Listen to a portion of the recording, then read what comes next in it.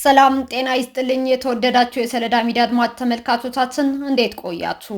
ለዕለቱ መራርጠን ወደ እናንተ ለማድረስ ያዘጋጀናቸው አዳዲስ ትኩስና ወቅታዊ መረጃዎችን ይዘን ቀርበናል። መረጃዎቻችን እየተከታተላችሁ እስከ ፕሮግራማችን ፍጻሜ ከኛ ጋር እንድትቆዩ ከወዲሁ በታላቅ አክብሮት ጋብዛለሁኝ።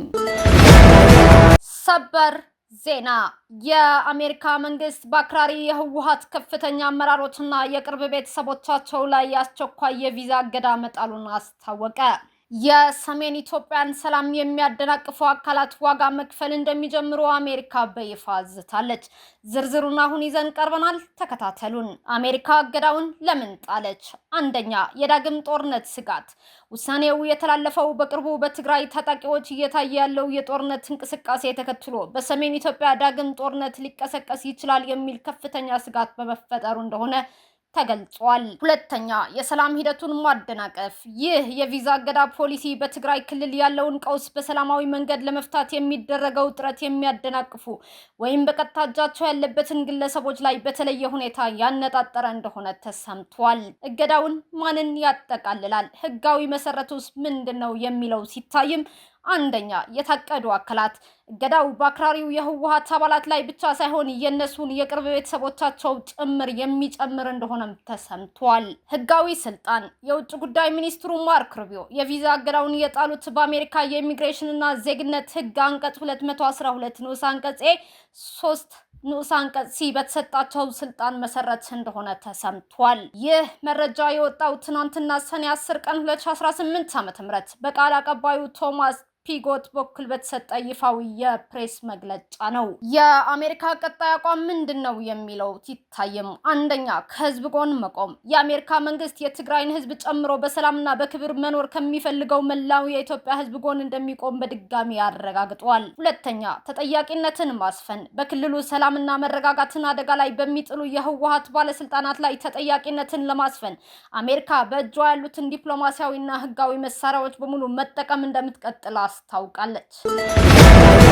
በሳምራ ወረዳ የሚገኙ የአቃቢ ህግ ባለሙያዎች ደሞዝ ካልተከፈለን ስራ እናቆማለን ሲሉ አስጠነቀቁ። በትግራይ ክልል ደቡብ ምስራቅ ዞን የሳምራ ወረዳ የአቃቢ ህግ መስሪያ ቤት ሰራተኞች የደሞዝና የሙያ ጥቅማ ጥቅም ክፍያ ጥያቄያቸው በአስቸኳይ ምላሽ ካላገኘ ከሰኔ 16 ቀን 2018 ዓ.ም ጀምሮ ሙሉ በሙሉ የስራ ማቆም አድማ እንደሚያደርጉ አስታወቁ። አቃቢ ህጎቹ ለደቡብ ምስራቅ ዞን አቃቢ ህግ መምሪያ ባስገቡት ይፋዊ ደብዳቤ ካለፉት ዓመታት ጀምሮ ያሉባቸውን ከማህበራዊና ኢኮኖሚያዊ ችግሮች ተቋቁመው ከአቅም በላይ በሆኑ አስቸጋሪ ሁኔታዎች ውስጥ ጭምር ህዝባዊ አገልግሎት ሲሰጡ መቆየታቸውን ገልጸዋል።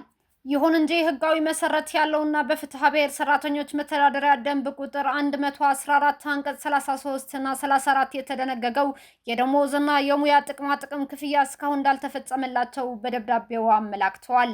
ይህ መሰረታዊ መብታቸው አለመከበሩ በኑሯቸው ላይ ከፍተኛ ጫና እንደፈጠረባቸው የገለጹት ባለሙያዎቹ ክፍያው በአስቸኳይ ተጠቃሎ እንዲሰጣቸውም ጠይቀዋል። አቃቢ ህጎቹ በማስጠንቀቂያ ደብዳቤያቸው ላይ እንዳሰፈሩት የተጠቀሰው የደሞዝና የጥቅማ ጥቅም ክፍያ እስከ ሰኔ 16 ቀን 2018 ዓ.ም ድረስ ምላሽ የማያገኝ ከሆነ ከዚያ ላይ ጀምሮ ስራቸው ሙሉ በሙሉ እንደሚያቆሙና ከዚህ ጋር ተያይዞ ለሚመጣው ማንኛውም የስራ መስተጓጎል ኃላፊነቱን የማይወስዱ መሆኑን አስጠንቅቀዋል። ይህ የሰራተኞቹ የስራ ማቆም ማስጠንቀቂያ ህገወጡ የህወሓት ቡድን ህጋዊው ጊዜያዊ አስተዳደር በማፍረስ የክልሉ የፋይናንስ ስርዓት ማናጋቱ አንድ ማሳያም ሆኖ ተመዝግበዋል። ጽምዶ የተሰኘው የፖለቲካ እንቅስቃሴ ለትግራይ ክልል ውድመት፣ ለምስራቅ አፍሪካ ደግሞ አዲስ አደጋ የሚደቅን መሆኑ ተንታኞች ገለጹ። የፕሪቶሪያው የሰላም ስምምነት ለ2 ዓመታት የዘለቀው እንደማፋሳሽ ጦርነት በማስቆም በትግራይ ህዝብ ዘንድ ትልቅ ተስፋንና ደስታን ፈጥሮ የነበረ ቢሆንም በአሁኑ ወቅት በክልሉ እየታዩ ያሉ የፖለቲካ እንቅስቃሴዎች ይህንን የሰላም ፍሬ ዋጋ የሚያሳጡ የሆኑ መምጣታቸው ጋዜጣ ፕላስ የተሰኘው የዜና ምንጭ ባወጣው ዘገባ አመላክቷል። በተለይም ጽምዶ በሚል ስም የሚንቀሳቀሰው የፖለቲካ ቡድን የትግራይን ህዝብ ወደ አዲስ መከራ ከመክተት ባለፈ መላው የምስራቅ አፍሪካ ቀጠና ወደ አደገኛ ቀውስ ሊገፋው የሚችል አዲስ ስጋት መሆኑ ተገልጿል። ይህ ጽምዶ የተሰኘው ስትራቴጂ ምንም አይነት ህዝባዊ መሰረት የሌለው መሆኑን የጠቀሰው ዘገባው ቀደም ሲል በስልጣን ላይ በነበሩበት ወቅት ለሰላምና ለልማት ያልሰሩ አሁን ግን ከስልጣን የተገለሉ አካላት ስልጣናቸውን ለማራዘም የቆፈሩት የፖለቲካ ሴራ መሳሪያ መሆኑ ያጋልጣል። ይህ አካሄድ ከህብረተሰቡ የጀርባ አጥንት የሆነው ወጣት ከምርጫ በኋላ መንግስት ሊወጋን ነው በሚል የሐሰት ፕሮፓጋንዳ የጦርነት ስነ ልቦና እንዲኖረው በማድረግ በኃይል ወደ ውትድርና የሚመልስና ከሰላማዊ ህይወት ከትምህርትና ከስራ ውጭ የሚያደርግ እንደሆነ ዘገባው ጠቅሷል። ድርጊቱም ከሻዕቢያው የኤርትራ መንግስት ሞዴል የተቀዳ ጸረ ሰላም እንቅስቃሴ መሆኑን ተገልጿል። ይህ የህወሓት የቀድሞ ቡድን በኃይል ያፈናቀላቸውን የትግራይ ወጣቶች በሱዳን የውስጥ ጦርነት ውስጥ እንደ መሳሪያ በመጠቀም ስፍር ቁጥር የሌለው መስዋዕትነት እንዲከፍሉ ማድረጉ የድርጊቱ አስከፊ መገለጫ መሆኑን ተጠቁመዋል። ለትግራይ ክልል ምንም ጥቅም በሌለውና መርህ በሌለው ፖሊሲ ምክንያት ወጣቶች ወደ ሱዳንና ሌሎች ሀገራት እንዲሰደዱ የተደረገ ሲሆን ይህም በ21ኛው ክፍለ ዘመን ከባርነት ስርዓት በከፋ መልኩ ለከባድ ግፍና ክህደት አጋልጧቸዋል። ከዚህ በተጨማሪ ይህ ስብስብ ከኤርትራው ሻዕቢያ መንግስት ከሱዳንና ከግብጽ ጋር የፈጠረው እኩይ ህብረት የቀጠናውን ስጋት ይበልጥ አሳሳቢም አድርጎታል። ኤርትራ ኢትዮጵያን የማፍረስ ስትራቴጂዋን ባልቀየረችበት ሁኔታ የኤርትራ ጀነራሎች በቀጥታ ወደ ትግራይ የመጡ እቅድ እንዲያወጡና እንዲመክሩ መፈቀዱ የትግራይን የልማት ተስፋ ሙሉ በሙሉ የሚቀብር ነው ተብሏል። ይህ ከጸረ ሰላም ኃይሎች ጋር የተደረገው ያልተቀደሰ ጽምዶ መላው ምስራቅ አፍሪካ ወደማይታወቅ ጦርነትና ለመረጋጋት በመክተት ዓለም አቀፍ ቀውስ ሊፈጥር እንደሚችል ዘገባው ያስጠነቅቃል። ስለሆነም ከዚህ አደገኛ የፖለቲካ ዙሪት ለመውጣት መፍትሄው ከህዝቡ መጀመር እንዳለበትም ተጠቁሟል። ወላጆች ተደራጅተው ልጆቻቸውን የማን ስልጣን ለማራዘም ነው የምናስጨርሰው በማለት ይህንን ኢሰብአዊ አካሄድ በከፍተኛ ድምጽ ሊቃወሙት ይገባልም ተብሏል። ወጣቱም የጥፋት አጀንዳውን በመረዳት የጦርነት መሳሪያ ከመሆን በመቆጠብ መብቱንና ሰላሙ እንዲከበር መታገል እንዳለበትም ተመላክቷል። በመጨረሻም የፌዴራል መንግስት ጉዳዩን በትዕግስትና በዲፕሎማሲያዊ መንገድ በመያዝ የተደቀነውን ቀጠናዊ አደጋ በሰላም ለመፍታት ያለበት ኃላፊነት እንዲወጣም ጥሪ ቀርበዋል። የትግራይ ክልልም ሆነ የምስራቅ አፍሪካ ሰላም ሊረጋገጥ የሚችለው በስልጣን ጥም በታወረው የቀድሞው የህወሓት አንጃ ቡድን ሳይሆን በህግ የበላይነትና በዘላቂ ልማት ብቻ መሆኑ በጋዜጣው መግለጫ ላይ ተመላክቷል። ለተባበሩት መንግስታት ድርጅት የኤርትራ የሰብአዊ መብት አያያዝና የአዲስ ጦርነት ስጋት ሪፖርት ቀረበ። በኤርትራ ለበርካታ ዓመታት የት እንደደረሱ ሳይታወቁ የጠፉ ዜጎችን ደብዛ በተመለከተ በተባበሩት መንግስታት ድርጅት የሰብአዊ መብት ልዩ ሪፖርተር መሐመድ አብዱል ሰላም ባባይከር ለተባበሩት መንግስታት ድርጅት የሰብአዊ መብቶች ምክር ቤት ያቀረቡት ሪፖርትና ጥያቄ ከፍተኛ ትኩረትን ስበዋል። ልዩ ሪፖርተሩ ባቀረቡት ይፋዊ ሪፖርት ኤርትራ በሰብአዊ መብት አያያዝ ረገድ እስካሁን ምንም አይነት መሻሻል እንዳላሳየች በጽኑ ተችተዋል። ከዚህ በተጨማሪም ኤርትራ ከጎረቤቷ ኢትዮጵያ ጋር ወደ ዳግም ጦርነት ለመግባት የሚያስችል ከፍተኛ ወታደራዊ ፍጥጫ ላይ እንደምትገኝ የገለጹት መሐመድ አብዱል ሰላም ባባይከር ይህ ሊቀሰቀስ የሚችለው አዲስ ጦርነት በቀጠናው ለበለጠና ለከፋ የሰብአዊ መብት ጥሰት በር እንደሚከፍት ስጋታቸውን ገልጸው አስጠንቅቀዋል። ደቡብ አፍሪካ ለመሰረተ ልማት ማሻሻያ የሚሆን የ1 ቢሊዮን ዶላር ብድር ከብሪክስ ባንክ አገኘች። ደቡብ አፍሪካ በ8 ታላላቅ የሜትሮፖሊታን ማዘጋጃ ቤቶቿ ውስጥ የሚገኙ ወሳኝ መሰረተ ልማቶችን ለማሻሻል የሚውል የ1 ቢሊዮን የአሜሪካ ዶላር ብድር በብሪክስ ከሚደገፈው አዲሱ የልማት ባንክ ማግኘቷን አስታውቃለች። ይህ የተገኘው የገንዘብ ድጋፍ በዋና ዋና ከተሞች በተለይም በጆሃንስበርግ፣ ኬፕታውን፣ ሹዋኔ፣ ኢትኩዊኒ እና በሌሎችም አካባቢዎች ያለውን የንጹህ ውሃ አቅርቦት፣ የሳኒቴሽን፣ የኤሌክትሪክ ኃይል እና የቆሻሻ አወጋገድ አገልግሎቶችን ለማሻሻል ጥቅም ላይ እንደሚውልም ተገልጿል። ይህ ግዙፍ ኢንቨስትመንት ሀገሪቱ በአሁኑ ወቅት የነዋሪዎችንና የንግድ ተቋማትን ሕይወት እየፈተነ ያለውን የመሰረተ ልማት ማርጀት፣ የአገልግሎት አሰጣጥ ችግሮችንና የማዘጋጃ ቤቶችን የአሰራር ብቃት ማነስ ለመቅረፍ በምታደርገው ጥረት ውስጥ ከፍተኛ ገዛ እንደሚያበረክትም ታምኖበታል።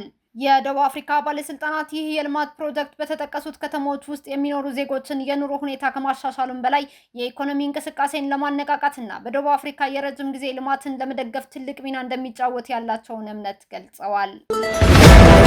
በአሜሪካና በኢራን መካከል የሚደረገው የመጀመሪያ ዙር የሰላም ድርድር ነገ ዕለት በስዊዘርላንድ እንደሚጀመር ተገለጸ። በአሜሪካና በኢራን መካከል የተደረሰው ባለ 14 ነጥብ የመግባቢያ ሰነድ ተግባራዊ ለማድረግ የሚረዳው የመጀመሪያው ዙር የዲፕሎማሲ ንግግር ነገ አርብ ዕለት በስዊዘርላንድ እንደሚጀመር የስዊዝ መንግስት ይፋ አድርጓል። የስዊዝ ውጭ ጉዳይ ሚኒስቴር ባወጣው መግለጫ መሰረት ይህ በሁለት ሀገራት መካከል የሚደረገው የመጀመሪያ ዙር ውይይት በተራራ ላይ በሚገኘው ዝነኛው የበርገን ስቶክ ሪዞርት የሚካሄድ ይሆናል። በዚሁ እቅድ መሰረት አሜሪካና ኢራን ከአደራዳሪዎቹ ፓኪስታንና ኳታር እንዲሁም ከሌሎች ተሳታፊ ሀገራት ጋር በመሆን ስምምነቱን ተግባራዊ ለማድረግ ነገ በበርገን ስቶክ የመጀመሪያ ዙር ድርድራቸውም ይጀምራሉ ተብሏል። ይሁን እንጂ ሚኒስቴሩ ስለ መርሃ ግብሩና ስለ ስብሰባው ዝርዝር ሁኔታ በአሁኑ ወቅት ተጨማሪ መረጃ ማግኘት እንደማይቻል አስታውቋል። በተያያዘ ዜና ነገ ዓርብ ዕለት በሚደረገው በዚህ ስብሰባ ላይ የአሜሪካው ፕሬዝዳንት ዶናልድ ትራምፕ እና የኢራኑ ፕሬዝዳንት መሱድ ፔዜሽኪያን ቀደም ሲል ዲጂታል ፊርማቸው ያኖሩበት የመግባቢያ ሰነድ ላይ ይፋዊ የፊርማ ስነ ስርዓት የሚከናወን እንደሆነ ሮይተርስ የዜና ወኪል ዘግቧል። ይህ በእንዲህ እንዳለ ኢራን በስዊዘርላንድ በሚካሄደው በዚህ አዲስ ዙር ንግግር ላይ ለመሳተፍ እስካሁን ከውሳኔ ላይ አለመድረሷን የኢራን የውጭ ጉዳይ ሚኒስቴር ቃል አቀባይ ኢስማኤል ባጋይ አስታውቀዋል። የሀገሪቱ መንግስት በይፋዊ የማህበራዊ ሚዲያ ገጹ ላይ ባወጣው መረጃ ውይይቶች በዲፕሎማሲያዊ መንገዶችና በአደራዳሪዎች በኩል በሚቀጥሉት ሰዓታት ውስጥ እንደሚቀጥሉ የሚጠበቅ መሆኑን የገለጸ ቢሆንም በስብሰባው ላይ ስለመገኘታቸው የሰጠው ፍንጭ ግን የለም። ይህ የኢራን ማመንታት በነገው ዕለት በሚጀመረው ታሪካዊ ድርድር ላይ ምን አይነት ተጽዕኖ ሊያሳድር እንደሚችል የዓለም አቀፍ ዲፕሎማሲ ተባባሪዎች በጉጉት እየተጠባበቁትም ይገኛሉ። እስካሁን አብራችሁን ከኛ ጋር ስለነበራችሁ እያመሰገንኩኝ በሌሎች መረጃዎች እስክንመለስ እንደተለመደው የሶሎዳ ሚዲያ ቤተሰብ በመሆን ላይክ፣ ሼር፣ ሰብስክራይብ ማድረጋችሁን አትርሱ። አዳዲስ ትኩስና ወቅታዊ መረጃዎቻችን በቶሎ እንዲደርሷችሁ የደወል ምልክቷን ይጫኑ። ስኬት፣ ድልና ሰላም ለኢትዮጵያውያን። ሶሎዳ ሚዲያ